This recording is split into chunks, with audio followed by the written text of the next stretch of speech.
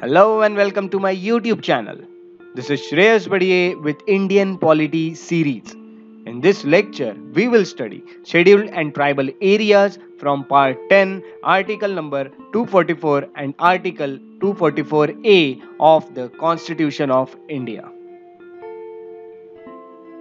If someone is going down the wrong road, it doesn't need motivation to speed him up. What he needs is education to turn him around.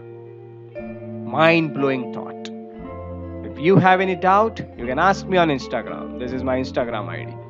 This is my Facebook page. This is my Telegram channel. And this is my YouTube channel. मेरे YouTube channel को subscribe करें और bell icon को press करें ताकि आने वाले videos के नोटिफिकेशन आपको मिलते रहे। आज का जो हमारा टॉपिक है जिसका टाइटल है शेड्यूल एंड ट्राइबल एरियाज, जो कि पार्ट 10 में दिया हुआ है, जिसमें आर्टिकल 244 और आर्टिकल 244A कवर किए जाते हैं। उसके साथ साथ मैं आपको यहाँ पे बता दूं कि हम यहाँ पे दो शेड्यूल्स के बारे में भी आइडिया लेने वाले हैं। तो एक शेड्यूल जो है वो है शेड्यूल 5 और दूसरा जो है वो शेड्यूल 6। ये दो शेड्यूल्स भी हम शॉर्ट में पढ़ने वाले हैं और आपको घबराने की ज़रूरत नहीं है क्योंकि शेड्यूल के ऊपर मैं अलग से एक वीडियो बनाने वाला हूँ जिसमें सभी शेड्यूल्स में डिटेल में कवर करूँगा।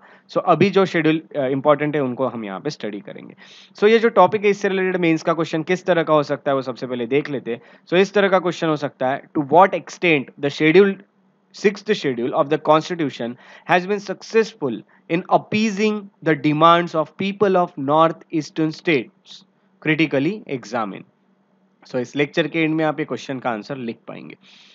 अब मैं सबसे पहले आपको ये बता दूं कि हमें ये जो टॉपिक है इससे रिलेटेड दो शेड्यूल्स जो स्टडी करने हैं वो सबसे पहले हम स्टडी कर लेते ताकि हमारा बेस बन जाए, ताकि बेसिक क्लियर हो जाए। शेड्यूल्स देखते हैं कौन से। पहला शेड्यूल हमें फिफ्थ शेड्यूल देखना है क्या है। फिफ्थ शेड्यूल जो है वो रिलेटेड टू, मैं आपको सिंपल लैंग्वेज में बता दूं, इसमें फिफ्थ शेड्यूल में वो प्रोविजंस दिए हैं रिगार्डिंग द एडमिनिस्ट्रेशन और कंट्रोल के बारे में। किसके? तो शेड्यूल और ट्राइबल एरियाज। शेड्यूल और ट्राइबल एरियाज कहाँ के? तो किसी भी स्टेट के, किसी भी स्टेट जिस स्टेट में शेड्यूल और ट्राइबल एरियाज बनाए गए हैं वो कोई भी स्टेट हो, 4 स्टेट को छोड़ के, आसाम, मेघालय, त्रिपुरा और मिजोरम, में 4 स्टेट को छोड़ के बाकी स्टेट्स के लिए होता है फिफ्थ शेड्यूल। उसी तरह जो सिक्स्थ शेड्यूल है वो इसका अपोजिट है। सिक्स्थ शेड्यूल डील करता है आसाम, मेघालय, त्रिपुरा, मिजोरम, ये 4 स्टेट्स के, जो कि नॉर्थ ईस्ट के स्टेट्स है, ये 4 स्टेट्स के एडमिनिस्ट्रेशन और कंट्रोल से। किसका? इनका। तो इनका शेड्यूल और ट्राइबल एरियाज के एडमिनिस्ट्रेशन और कंट्रोल से रिलेटेड ये चीजें यहाँ पे है। जो 5वें शेड्यूल में क्या किए गए हैं तो एक्सक्लूड किए गए ये 4 स्टेट जिन्हें कवर किया गया सिक्स्थ शेड्यूल में। ये 2 शेड्यूल्स अभी आपको क्लियर हो चुके हैं। ये 4 स्टेट्स के लिए सिक्स्थ शेड्यूल और ये 4 स्टेट्स छोड़ के बाकी स्टेट्स के लिए फिफ्थ शेड्यूल। ओके, अब हम आर्टिकल्स के आइडिया ले लेते हैं जो आर्टिकल्स इससे रिलेटेड है। तो अब हम देखते हैं आर्टिकल्स। जो पहला आर्टिकल इससे रिलेटेड है वो है आर्टिकल 244।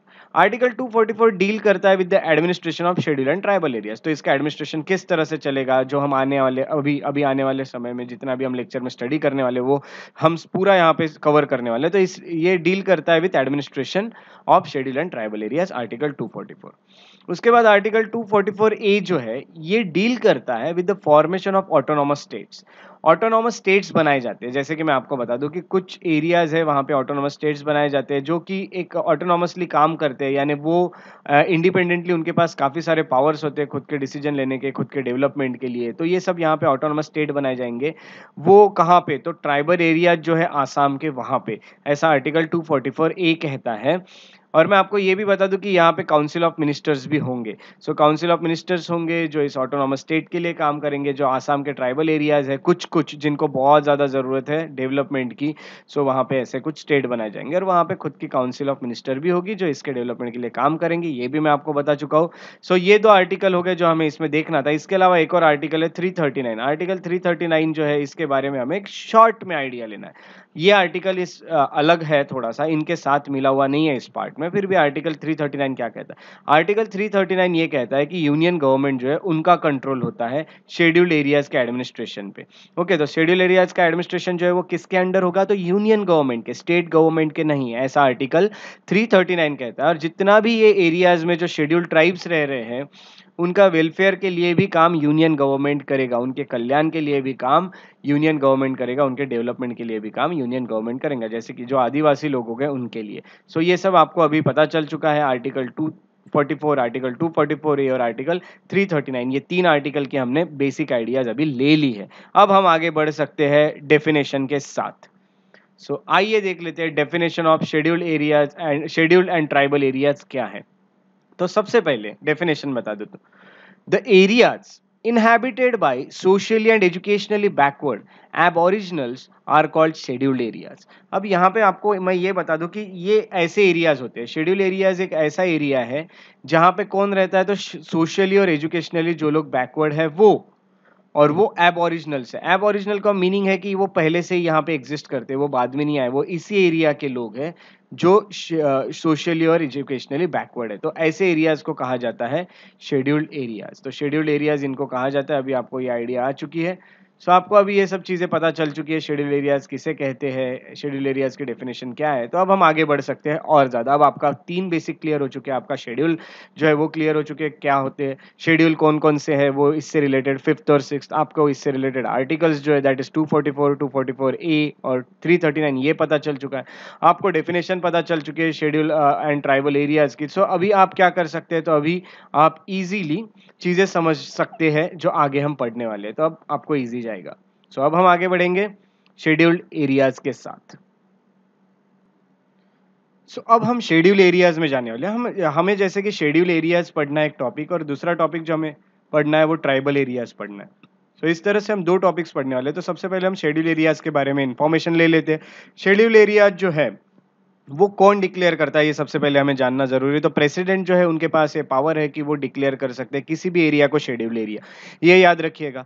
अब यहाँ पे अगर प्रेसिडेंट चाहते हैं कि उस एरिया को ऑल्टर किया जाए, उसमें कुछ और एरिया ऐड किया जाए या उसकी बाउंड्री कम की जाए इस शेड्यूल एरिया की, तो इस चीज के लिए जो प्रेसिडेंट है उनको कंसल्ट करना पड़ेगा गवर्नर ऑफ स्टेट को, उस राज्य के गवर्नर को पूछना पड़ेगा। अगर वो ऐसा कहते हैं कि हाँ ऐसा हो सकता है, तो फिर प्रेसिडेंट ऐसा भी कर सकते हैं।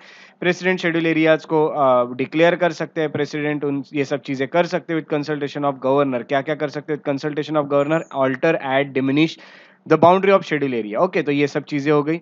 उसके साथ साथ मैं आपको ये बता दूं कि both centre and state have their role, है ना। तो दोनों का कुछ ना कुछ रोल होता है एडमिनिस्ट्रेशन ऑफ शेड्यूल एरियाज में। तो वो क्या क्या रोल है ये हम देखने वाले हैं।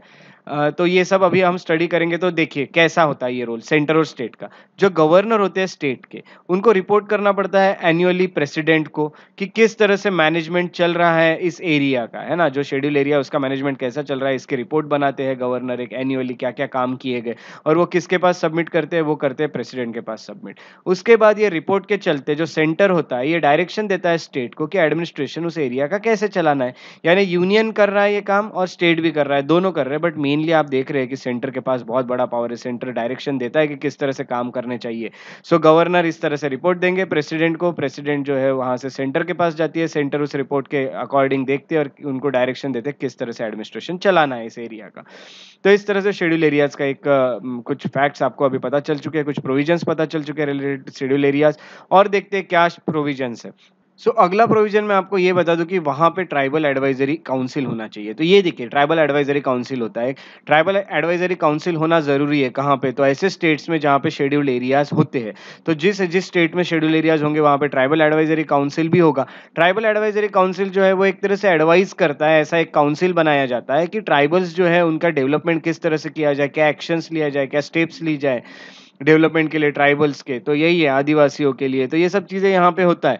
उसके साथ साथ आपको ये बता दूं कि 20 मेंबर्स होते हैं। ये जो ट्राइबल एडवाइजरी काउंसिल है इसमें 20 मेंबर्स होते हैं, जिसमें से 3/4 जो होते हैं, यानी 20 में से 3/4 इंटू कर दीजिए, जितना आएगा उतने लोग कहाँ से आएंगे, तो शेड्यूल ट्राइब्स के रिप्रेजेंटेटिव होते हैं।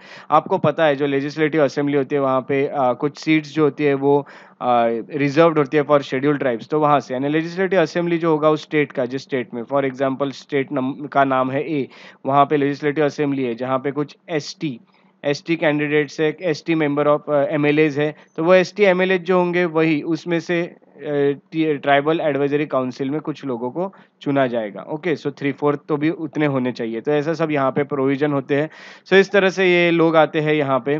उसके साथ साथ मैं आपको यही बता दूं कि द पावर टू डिसाइड, ये अच्छे से सुनिएगा, the power to decide whether any central or state legislation implies over the state having schedule areas lies in the hand of governor, है ना।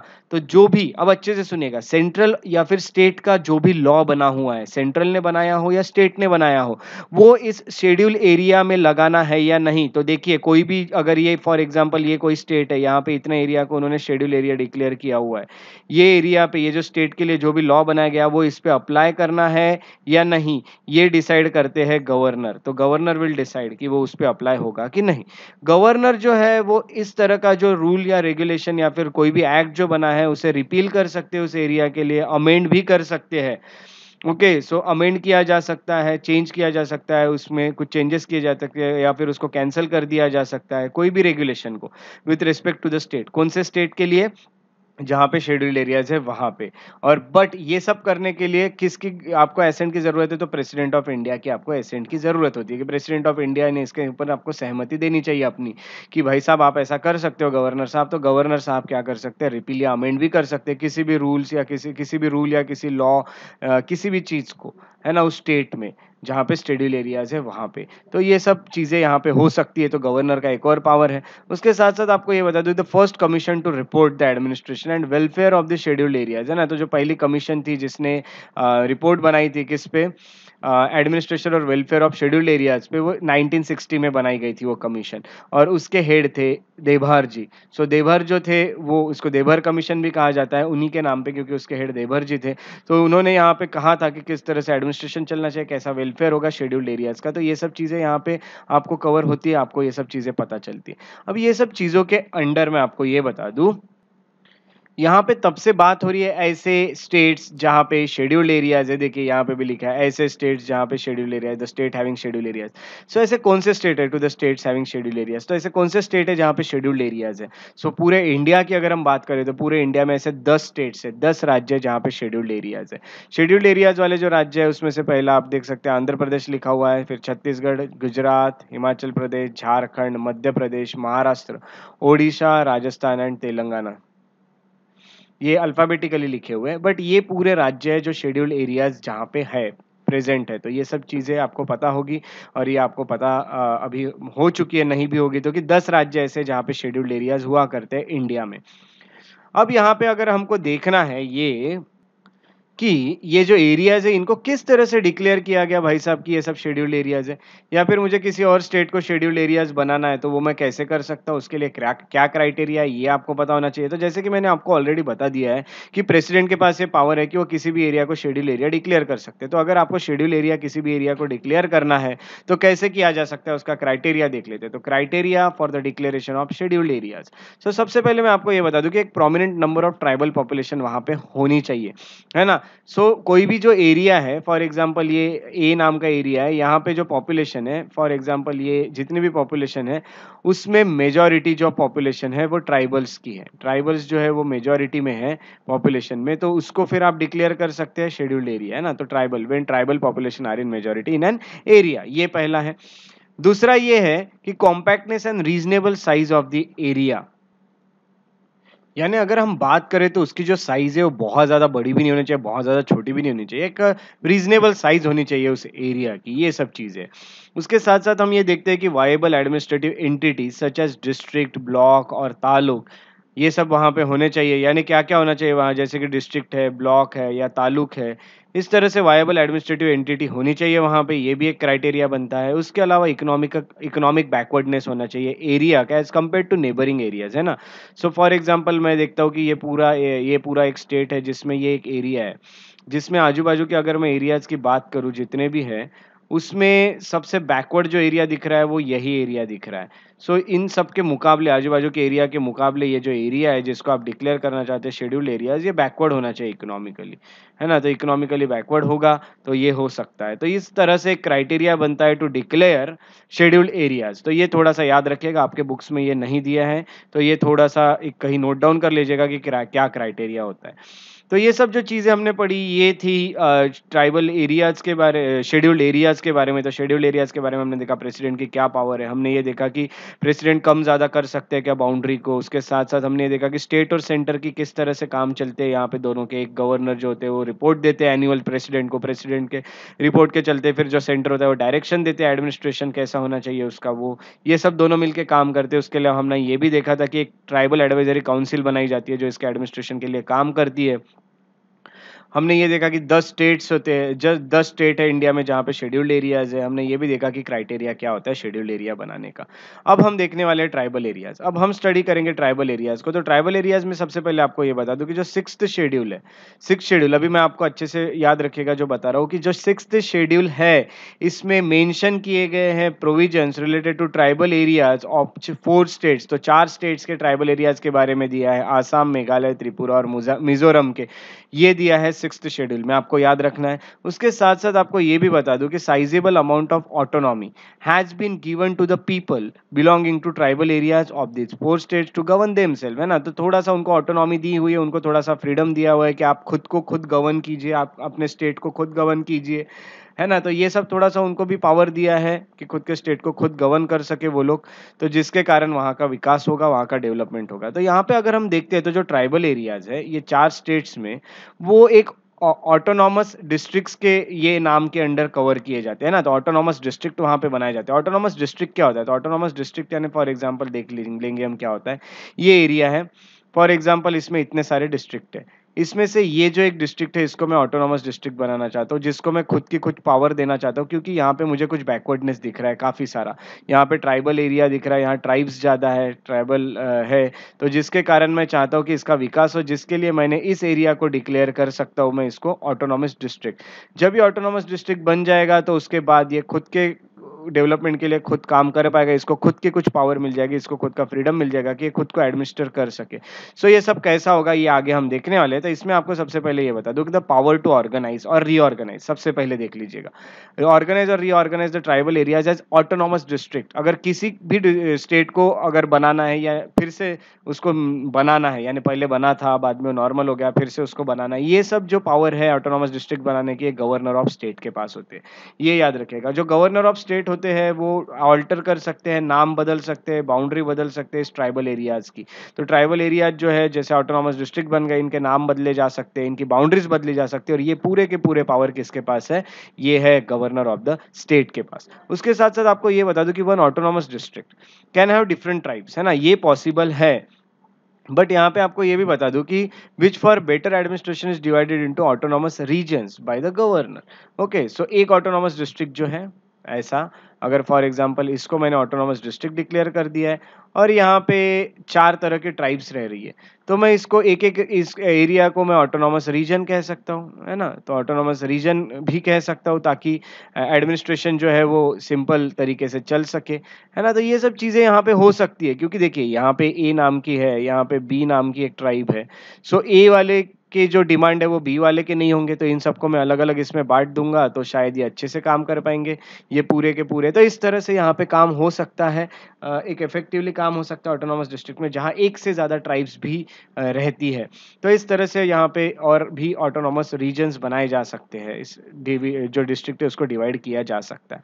उसके बाद मैं ये बता दूँ कि डिस्ट्रिक्ट काउंसिल जो है, ओके, सो डिस्ट्रिक्ट काउंसिल जो होता है हर ऑटोनॉमस डिस्ट्रिक्ट में। तो ऑटोनॉमस डिस्ट्रिक्ट में डिस्ट्रिक्ट काउंसिल होगा, जो डिस्ट्रिक्ट काउंसिल पूरा एडमिनिस्ट्रेशन देखेगा, डेवलपमेंट का वर्क देखेगा। तो ये जो डिस्ट्रिक्ट काउंसिल है इसमें 30 मेंबर्स होते हैं, 30 मेंबर्स, जिसमें से 4 जो है वो नॉमिनेटेड किए जाते हैं बाय गवर्नर। ये जो 4 गवर्नर नॉमिनेट करते हैं वो अपनी ड्यूटीज तब तक निभाते हैं जब तक गवर्नर चाहते हैं। जब गवर्नर उनको लाना चाहे तब गवर्नर ला सकते हैं, जब गवर्नर उनको निकालना चाहे तो वो निकाल भी सकते हैं अपने उनको इस पोस्ट से, क्योंकि they are nominated by governor. तो अब बचे कितने? 30 में से अगर 4 गवर्नर ने नॉमिनेट कर लिए तो 26, जो 26th मेंबर्स जो बचे थे उनको वो कैसे आते? अब 4 तो गवर्नर के थ्रू है, बाकी जो 26 है वो इलेक्टेड होते हैं by using universal adult franchise. So adult franchise वही होती है कि जो 18 साल के ऊपर है या फिर जो एडल्ट है वो यहाँ पे वोटिंग कर सकता है, तो वो लोग वोट करते हैं और इनसे 26 मेंबर्स को वहाँ पे चुना जाता है। सो ये जो ऑटोनॉमस डिस्ट्रिक्ट है वहाँ के लोग यहाँ पे वोटिंग करते हैं इन 26 मेंबर्स के लिए और ये फिर जाते हैं इस डिस्ट्रिक्ट काउंसिल में, जो कि यहाँ पे पूरा एडमिनिस्ट्रेशन संभालेंगे। अब यहाँ पे वो प्लेजर तक, यहाँ पे अगर देखा जाए तो यहाँ प्लेजर ऑफ गवर्नर तक वो रहते थे। यहाँ पे क्या होगा, तो उनका जो टर्म ऑफ ऑफिस है वो 5 साल का होता है। 5 साल बाद फिर से इलेक्शन होते हैं, फिर से ये इलेक्ट होते हैं। सो इस तरह से यहाँ पे इनका टर्म ऑफ ऑफिस फिक्स होता है, ये 26 लोगों का। बाकी जो 4 है वो जब तक गवर्नर चाहे तब तक वहाँ पे रहते हैं। सो इस तरह से यहाँ पे एक काउंसिल काम करता है जो कि उस ऑटोनॉमस डिस्ट्रिक्ट के एक तरह से डेवलपमेंट का वर्क देखेगा और ये पूरा मैनेजमेंट का वर्क भी देखेगा। सो अब आपको मैं ये बता दूं कि there is a separate regional council for each autonomous district, है ना। तो अब मैंने जैसे कि आपको बताया कि ये जो ऑटोनॉमस डिस्ट्रिक्ट है जहाँ पे डिफरेंट ट्राइब्स है, उसमें ऑटोनॉमस रीजन्स भी बनाए जा सकते हैं। अब ये ऑटोनॉमस रीजन्स जो बनाए जा रहे हैं तो यहाँ पे रीजनल काउंसिल की भी जरूरत है ऑटोनॉमस यानी डिस्ट्रिक्ट काउंसिल के साथ साथ, है ना। तो यहाँ पे हमने तो देखा कि डिस्ट्रिक्ट काउंसिल है, बट रीजन अगर है तो रीजनल काउंसिल की जरूरत है। सो रीजनल काउंसिल होता है, तो रीजनल काउंसिल जो होगा वो रीजन्स के लिए फिर काम करते हैं। तो इसमें मैं आपको ये बता दूं कि जो लॉ है related to following can be made by regional and autonomous councils with assent of governor. अगर रीजनल काउंसिल हो या ऑटोनॉमस काउंसिल हो, अगर ये कुछ ऐसी चीजें हैं जिनके ऊपर अगर लॉ बनाना चाह रहा है तो इनके पास वही पावर है ना जो स्टेट गवर्नमेंट के पास होती है, वैसा ये इनके पास अपने डिस्ट्रिक्ट को लेके पावर होती है। ये कुछ लॉज बना सकते हैं, उसके डेवलपमेंट के लिए काम कर सकते हैं। तो अगर ये इन चीजों के लिए लॉ बनाना चाहते हैं तो इनको गवर्नर को पूछना जरूरी है। तो गवर्नर को पूछना कौन कौन से चीजों के लिए इनको जरूरी है, उनमें से पहला है लैंड। लैंड के लिए कोई लॉ बनाना तो गवर्नर को पूछना जरूरी है। फॉरेस्ट के लिए, कैनल वाटर के लिए, शिफ्टिंग कल्टीवेशन के लिए, ओके, विलेज एडमिनिस्ट्रेशन के लिए, इनहेरिटेंस ऑफ प्रॉपर्टी के लिए, मैरिज हो, डिवोर्स हो या सोशल कस्टम्स हो, इन सब के लिए। यानी देखते हो कि लैंड के लिए लॉ बना रहे हैं, फॉरेस्ट से रिलेटेड कोई लॉ बनाए जा रहे हैं, कैनल वाटर से रिलेटेड अगर लॉ बनाए जा रहे हैं, या फिर शिफ्टिंग कल्टीवेशन। कल्टीवेशन आपको पता है शिफ्टिंग कल्टीवेशन क्या है। तो शिफ्टिंग कल्टीवेशन यहाँ पे कल्टीवेशन जो चलता है, यानी एक जगह पे आप यहाँ पे कल्टीवेशन करते हो लैंड में, फिर ये लैंड जब हो जाता है इसका काम तो आप दूसरी जगह शिफ्ट होकर यहाँ कल्टीवेशन करते हो। तो ये किस तरह से अलाउ करना है या नहीं करना है, या इसके लिए क्या रूल्स एंड रेगुलेशन होंगे, इसके लिए अगर आपको लॉ बनाने हैं तो इसके लिए भी गवर्नर का एसेंट लेना जरूरी है। उसके साथ साथ विलेज का एडमिनिस्ट्रेशन कैसा चलेगा, है ना। तो यहाँ ये डिस्ट्रिक्ट में जो जो विलेजेस आ रहे हैं उनका एडमिनिस्ट्रेशन कैसा चलेगा, अगर ये देखना है तो इसके लिए भी गवर्नर को पूछना जरूरी। इनहेरिटेंस ऑफ प्रॉपर्टी, यानी यहाँ के जो लोग हैं उनकी जो प्रॉपर्टी है वो किस तरह से ट्रांसफर होगी, किस तरह से किसको मिलेगी उनके जाने के बाद, उसके क्या रूल्स होंगे, तो ये सब भी यहाँ पे बनाए जाएंगे। मैरिज किस तरह से होंगे, ये मैरिज का इसलिए यहाँ बनाना जरूरी है क्योंकि ये कल्चर जो ये पुराना चला आता है यहाँ पे, क्योंकि ये ट्राइबल एरियाज है। ट्राइबल एरिया यानी आदिवासी क्षेत्र होते हैं, तो आदिवासी वहाँ पे होते हैं, उनकी अपनी प्रथाएं होती है, अपने रीति रिवाज होते हैं। तो उस हिसाब से मैरिज कौन कौन से लीगल होंगे उनके प्रथाओं के हिसाब से, उनके प्रथाओं के हिसाब से जो डिवोर्स होता है वो किस तरह से वैलिड माना जाएगा, या फिर उनके सोशल कस्टम्स कौन से है, वो उसके ऊपर क्या लॉ बनने चाहिए। ये सब चीजों के ऊपर लॉ बनाना है तो आपको गवर्नमेंट का एसेंट लेना पड़ेगा। तो गवर्नर जो होगा वो अपना एसेंट देगा, अगर गवर्नर को ठीक लगता है तो। क्या उनके रीति रिवाज तो इस पे खराब नहीं हो रहे, क्योंकि यहाँ पे हमको उनका डेवलपमेंट करना है, उनकी जितनी भी चीजें सब कुछ हमें क्या करके रखना है, प्रोटेक्ट करके रखना है। तो ये उनका कल्चर एक तरह से प्रोटेक्ट होगा यहाँ पे। तो ये सब चीजें यहाँ पे चल सकती है, इसमें गवर्नर की सिर्फ एसेंट आपको लगती है। सो अब मैं आपको ये बता दूं कि जो डिस्ट्रिक्ट और रीजनल काउंसिल है with in their territory jurisdiction, उनके जुरिस्डिक्शन में क्या आता है, तो वहाँ पे एक विलेज काउंसिल आ सकता है, या कोर्ट ऑफ ट्रायल आ सकता है, ऑफ सूट्स एंड केसेस, है ना। जो भी केसेस चल रहे ट्राइब्स की वो भी आ सकता है वहाँ पे। उनके टेरिटरी में कोर्ट्स हो सकते हैं, विलेज काउंसिल हो सकते हैं, और इन यहाँ से जो अपील जाएगी, है ना, तो they hear appeal from them. For example village council से चले गया डिस्ट्रिक्ट काउंसिल में या रीजनल काउंसिल में, तो वहां पे अपील हो सकती है। अब यहाँ पे हाई कोर्ट में हो सकती है या नहीं, तो हाई कोर्ट का जुरिस्डिक्शन होगा या नहीं इन केसेस में, जो ट्राइबल्स की केसेस है, ट्राइब्स की केसेस है, वो डिसाइड किया जाता है बाय गवर्नर। तो गवर्नर अगर कहेंगे कि हाँ हमारे यहाँ पे जो ये जो रीजनल काउंसिल या फिर ये जो डिस्ट्रिक्ट काउंसिल है इसकी जो केसेस है ये अपील में हाई कोर्ट में जा सकते हैं, हाई कोर्ट का इसमें पावर है, ये सब अगर डिसाइड करना है तो वो गवर्नर डिसाइड करेंगे। और गवर्नर अगर डिसाइड करते हैं तो ऐसा हो सकता है, ये केसेस पे पावर हाई कोर्ट की बन सकती है। ये चीज आपको याद रखना है।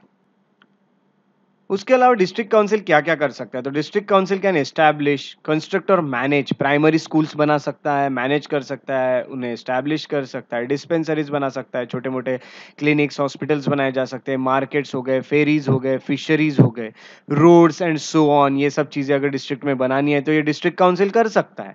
उसके साथ साथ वो रेगुलेशंस भी बना सकता है, रूल्स एंड रेगुलेशंस बना सकता है, कंट्रोल ऑफ मनी लेंडिंग, क्योंकि मनी लेंडिंग वहां पे बैंक्स के हिसाब से नहीं चलेंगे, क्योंकि पुराने टाइम के लोग रहते, आदिवासी लोग रहते, वो मनी लेंडिंग करते हैं आखिरकार इंसान से ही। तो इंसान से अगर करते हैं तो उसके क्या रेगुलेशंस होने चाहिए, क्या रूल्स होने चाहिए, ये सब चीजें भी मनी लेंडिंग की यहाँ पे फिक्स की जाएगी। जैसे कि साहूकार हो सकते हैं वहां आज भी।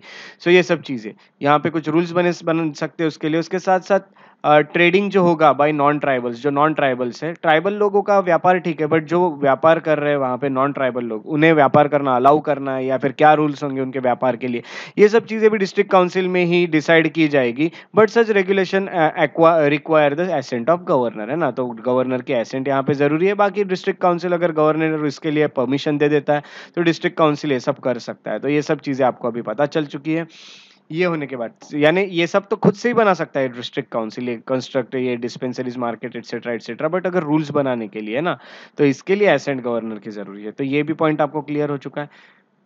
उसके बाद अगला पॉइंट ये बता दूं कि डिस्ट्रिक्ट एंड रीजनल काउंसिल्स जो है वो empowered to assess and collect land revenues, है ना, तो लैंड रेवेन्यूज भी कलेक्ट कर सकते हैं वो खुद का, क्योंकि उन्हें डेवलपमेंट देखना है। आखिरकार ये जो ऑटोनॉमस डिस्ट्रिक्ट या फिर रीजनल ऑटोनॉमस रीजन्स है, यहाँ के जितने भी ये है एरियाज है आ रहे हैं, वो सबका डेवलपमेंट यही लोग करने वाले हैं, तो उनको भी रेवेन्यू कलेक्ट करना जरूरी है। तो वो लैंड रेवेन्यू ले सकते हैं और कुछ स्पेसिफाइड टैक्सेस भी अप्लाई कर सकते हैं, कुछ एक्स्ट्रा के टैक्सेस या कुछ अलग तरह के टैक्सेस भी यहाँ पे लगा सकते हैं लोगों पे, ये उनके पास पावर होती है एक तरह से। उसके बाद मैं आपको ये बता दूं कि जो एक्ट होता है पार्लियामेंट का, तो एक्ट के बारे में क्या ख्याल है। तो एक्ट जो है जो पार्लियामेंट ने बनाया या फिर स्टेट लेजिस्लेचर ने बनाया, वो do not apply to autonomous district, है ना, या फिर ऑटोनॉमस रीजन। ऑटोनॉमस डिस्ट्रिक्ट और ऑटोनॉमस रीजन को वो एक्ट अप्लाई नहीं होता है, या फिर अप्लाई किया जा सकता है कुछ मॉडिफिकेशन और एक्सेप्शन के साथ, है ना। तो यहाँ पे देखना होगा कि देखिए, क्योंकि यहाँ पे जो लोग हैं वो थोड़े पुराने जमाने के लोग हैं, आदिवासी है, उनके थोड़े से कल्चर अलग है, उनकी संस्कृति अलग है। सो ये सब चीज़ों के चलते ये सब चीज़ें भी प्रोटेक्ट होनी चाहिए, ऐसे लॉज नहीं होने चाहिए जिससे इन लोगों को कुछ हानि हो रही है, इसीलिए इसमें कुछ मॉडिफिकेशन के साथ ही अप्लाई किए जा सकते हैं, या फिर कुछ एक्सेप्शन के साथ, यानी अगर 4 पॉइंट है, 4 में से तीसरा पॉइंट अप्लीकेबल नहीं होगा इन ऑटोनॉमस डिस्ट्रिक्ट या ऑटोनॉमस रीजन्स पे, ऐसा भी कह सकते हैं। तो ये सब चीज़ें यहाँ पे चल सकती है। उसके बाद मैं आखिरी में आपको ये बता दूं कि जो गवर्नर है कैन अपॉइंट कमीशन। गवर्नर एक कमीशन अपॉइंट कर सकते हैं, किस चीज़ के लिए, to examine and report on any matter related to administration of autonomous district और रीजन।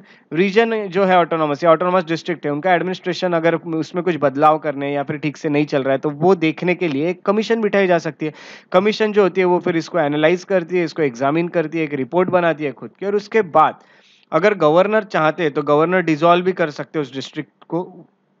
वो जो डिस्ट्रिक्ट है उसका जो दर्जा मिला था ऑटोनॉमस डिस्ट्रिक्ट का, या फिर रीजनल काउंसिल जो वहाँ पे काम कर रही थी, या फिर जो डिस्ट्रिक्ट काउंसिल थी, डिस्ट्रिक्ट या फिर रीजनल काउंसिल को यहाँ पे डिसॉल्व भी किया जा सकता है कि आप ठीक से काम नहीं कर रहे हो, तो आपको यहाँ पे डिसॉल्व किया जाता है, अगर कमीशन ऐसा कहती है तो देखिए काफ़ी सारे प्रोविजन है यहाँ डेवलपमेंट के लिए। तो डेवलपमेंट होना चाहिए ऐसे एरियाज़ के। अगर आप देखते हैं तो गवर्नर के पास खुद इतनी पावर है कि यहाँ पे गवर्नर डिसॉल्व भी कर सकते हैं अगर ठीक से काम नहीं चल रहे, तो इसका ऐसा कमीशन कह रही है। तो ये सब यहाँ पे काम हो सकते हैं, और इस तरह से ये पूरा जो काम चलता है ये ट्राइबल एरियाज में। तो शेड्यूल एरिया में तो इससे पहले हमने ये सब पढ़ा ही था, तो अभी हमने ट्राइबल एरियाज में कुछ चीज़ें पढ़ी। उसके साथ साथ मैं आपको ये बता दूं कि सिक्स्थ शेड्यूल जो है, ये जैसे कि आपको पता है सिक्स शेड्यूल में दिया हुआ ट्राइबल एरिया से रिलेटेड यहाँ पे कुछ लोगों को पावर दी है, जैसे कि मैंने आपको बताया ऑटोनॉमस डिस्ट्रिक्ट या ऑटोनॉमस रीजन बनाने की पावर है। उसके साथ साथ यहाँ पे 4 स्टेट से है ना, तो ये 4 स्टेट में ये बनाए जा सकते हैं ऑटोनॉमस डिस्ट्रिक्ट, ये आपको बता चुका हूँ। उसके बाद हमने ये स्टडी किया कि ऑटोनॉमस डिस्ट्रिक्ट जो है ये बनाना है या नहीं, ये गवर्नर का डिसीजन होता है। उसके साथ साथ यहाँ पे कुछ अगर और अलग अलग ट्राइब्स है तो ऑटोनॉमस रीजन्स भी बनाए जा सकते हैं। डिस्ट्रिक्ट काउंसिल होता है जिसमें 30 मेंबर होते हैं और 4 गवर्नर नॉमिनेट करते हैं, 26 जो है वो इलेक्टेड होते हैं, ये हमने देखा। उसके साथ साथ हमने देखा कि सेपरेट रीजनल काउंसिल बनाई जा सकती है ऑटोनॉमस डिस्ट्रिक्ट में, हर ऑटोनॉमस डिस्ट्रिक्ट में। तो ये रीजनल काउंसिल जो होगी वो क्या क्या काम करती है, ये सब चीज़ें हमने देखे। तो रीजनल हो या ऑटोनॉमस काउंसिल हो, सो ये लोग क्या करते हैं, तो एसेंट ऑफ गवर्नर से ये सब चीज़ों पे लॉज बनाए जा सकते हैं। उसके साथ साथ हमने ये भी देखा कि यहाँ पे कोर्ट के या फिर विलेज काउंसिल के बारे में क्या होता है। उसके साथ साथ हाई कोर्ट का जुरिस्डिक्शन हो सकता है जब गवर्नर चाहे। हमने ये भी देखा कि ये सब जो चीज़ें हैं, रोड्स हो गया, डिस्पेंसरीज, मार्केट, स्कूल्स एटसेट्रा, इसको एस्टेब्लिश करना, कंस्ट्रक्ट करना, मैनेज करना, ये पावर डिस्ट्रिक्ट काउंसिल के पास है। मनी लेंडर और ट्रेडिंग का अगर हो नॉन ट्राइबल का, तो उस पे एसेंट ऑफ गवर्नर जरूरी होती है, ये हमने देखा। हमने ये भी देखा कि डिस्ट्रिक्ट और रीजनल काउंसिल जो है उनके पास ये पावर है कि वो कलेक्ट कर सकते हैं लैंड रेवेन्यू या कुछ स्पेसिफाइड टैक्सेस भी लगा सकते हैं। हमने ये भी देखा कि एक्ट ऑफ जो पार्लियामेंट है वो डायरेक्टली अप्लीकेबल नहीं होते, उसमें कुछ मॉडिफिकेशन के साथ वो एप्लीकेबल हो सकते हैं या फिर कुछ एक्सेप्शन के साथ एप्लीकेबल हो सकते हैं ऐसे ऑटोनॉमस डिस्ट्रिक्ट्स में। हमने ये भी देखा कि गवर्नर जो होते हैं वो कमीशन अपॉइंट कर सकते हैं और कमीशन के रिकमेंडेशन से वो डिसॉल्व भी कर सकते हैं डिस्ट्रिक्ट या रीजनल काउंसिल को, ये भी चीज़ें हमने देखी। सो ये सब अगर हमने देखा तो ये जो 4 स्टेट्स है इसमें ऐसे कुछ डिस्ट्रिक्ट तो बने होंगे ऑटोनॉमस डिस्ट्रिक्ट, तो देख लेते हैं कहाँ कौन-सा बना हुआ है। सो आसाम की अगर बात करें तो आसाम में नॉर्थ कच्चर डिस्ट्रिक्ट है, हिल्स डिस्ट्रिक्ट है, उसके साथ-साथ कार्बी एंगलोंग डिस्ट्रिक्ट है, बोडोलैंड टेरिटोरियल एरियाज़ है, डिस्ट्रिक्ट है। मेघालय में अगर देखें तो कासी हिल्स डिस्ट्रिक्ट है, जयंतिया हिल्स डिस्ट्रिक्ट है, गारो हिल्स डिस्ट्रिक्ट है। त्रिपुरा की बात करें तो त्रिपुरा ट्राइबल एरियाज़ डिस्ट्रिक्ट है। मिज़ोरम की बात करें तो चकमा डिस्ट्रिक्ट है, मारा डिस्ट्रिक्ट है और लाई डिस्ट्रिक्ट है, लाई डिस्ट्रिक्ट। तो ये सब यहाँ पे डिस्ट्रिक्ट है, ये सब ऑटोनॉमस डिस्ट्रिक्ट करके काम करते हैं। ये खुद के एरिया को खुद डेवलप करने का काम करते हैं। ऑटोनॉमस काउंसिल से इनके पास डिस्ट्रिक्ट काउंसिल से रीजनल काउंसिल, सो ये सब काम यहाँ पे होते हैं। ये खुद ही खुद को डेवलप करने का इनको यहाँ पे एक तरह से अगर देखा गया तो पावर मिली है। तो ये चीज़ें मैंने आपको ऑलरेडी पहले ही बता दिया है कि किस तरह से पावर दी जाती है ना? तो यहाँ पे जैसे कि आप देखते हो ट्राइबल एरियाज़ में पहले ही बता दिया कि sizeable amount of autonomy has been given to the people belonging to tribal areas of these 4 state to govern themselves. वो खुद को गवर्न करते हैं, खुद के लोगों को खुद चुनते हैं उस काउंसिल पे और खुद ही वो काउंसिल जो है उसके इलेक्शन में पार्टिसिपेट करते हैं और अगर देखेंगे तो अपना डेवलपमेंट करते हैं एक तरह से इंडिपेंडेंटली, थोड़ा-सा आप कह सकते हैं। सो इस तरह से हमारा ये टॉपिक रहा जिसका नाम था शेड्यूल एंड ट्राइबल एरियाज़, जो कि 244 और 244 ए हमने जिसमें पढ़ा और कुछ शेड्यूल्स भी पढ़े, शेड्यूल 5 और शेड्यूल 6 पढ़े। सो अगर अभी आप मेरे ख्याल से ये जो मैंने आपको क्वेश्चन दिया था ये आप लिख सकते हो, ज़रूर लिख सकते हो। To what extent the 6th schedule of constitution has been successful in appeasing demands of people of north eastern state critically examine, आप लिख सकते हो। अगर आपको मेरे वीडियोज़ पसंद आते हैं तो उन्हें लाइक ज़रूर करें, शेयर करें और सब्सक्राइब करना ना भूलें मेरे यूट्यूब चैनल को। फॉलो और लाइक करें मेरे पेजेस को फेसबुक पे श्रेयस बढ़िए और श्रेयस बढ़िए इंटरप्रिटेशन। इंस्टाग्राम, मेरे बारे में ज़्यादा जानकारी के लिए आप इंस्टाग्राम पे मुझे फॉलो कर सकते हैं, श्रेयस बढ़िए द पीस लवर, ये मेरा इंस्टाग्राम आईडी है। श्रेयस बढ़िया @gmail.com पे आप मुझे मेल भी कर सकते हैं। सो अपना बहुत ज़्यादा ख्याल रखें, अच्छे से पढ़ाई करें, अच्छे से रिविजन करें, MCQ सॉल्व करें और इसी तरह हम मिलते रहेंगे। अपने हेल्थ का तब तक ख्याल रखें। इसी उम्मीद के साथ मैं श्रेयस बढ़िया आपसे अगले लेक्चर में मिलूंगा। तब तक के लिए आपका दिन शुभ हो।